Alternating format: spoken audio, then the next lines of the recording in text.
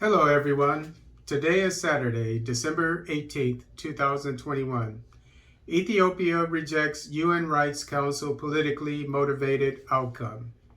Ethiopian Monitor is where this article comes from.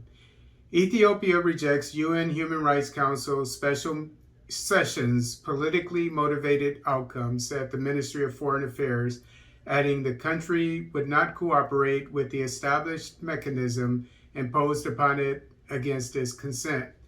In a statement, the ministry today expressed Ethiopia's, quote, extreme disappointment, unquote, to have witnessed, quote, once again the use of the Human Rights Council by some to advance their politically motivated agenda, unquote.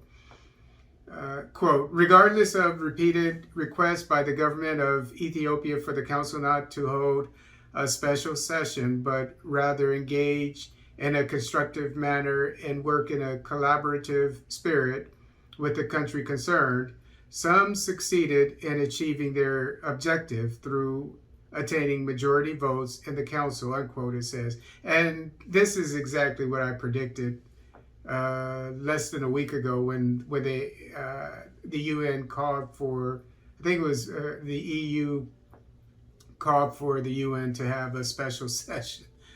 And, it doesn't surprise me that it happened so fast because all this is politics. They see that the government forces are closing in on the traitors, the TPLF, and so it's only a matter of time. So they're doing all that they can. Their statements about the fake news about the genocide, Tigray genocide, hasn't worked.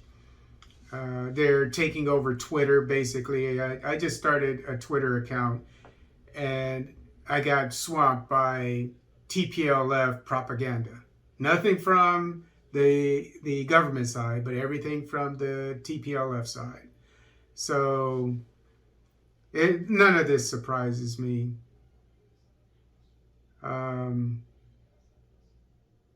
So go to the next paragraph.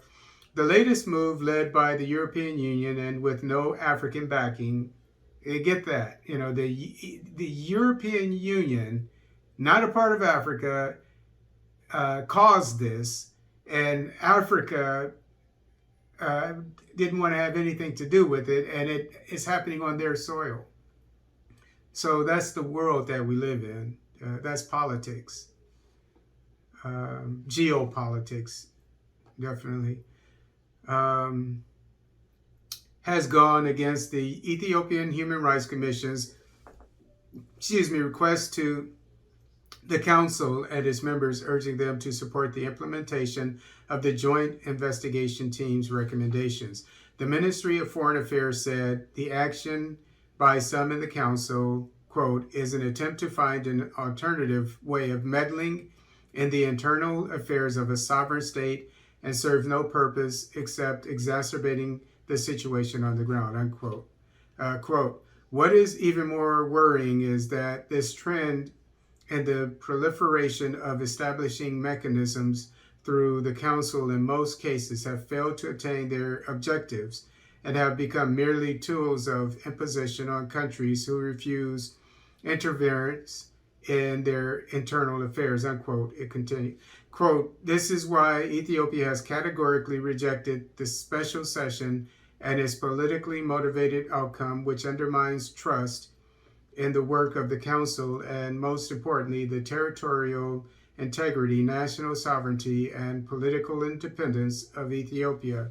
Ethiopia would like to reiterate that it will not cooperate with the established mechanism imposed upon it against its consent, unquote, it said. The ministry has also extended its gratitude to countries, quote, who have expressed their support and solidarity, and reiterates its commitment to continue its efforts to fulfill its obligations under international law to respect and protect human rights, unquote.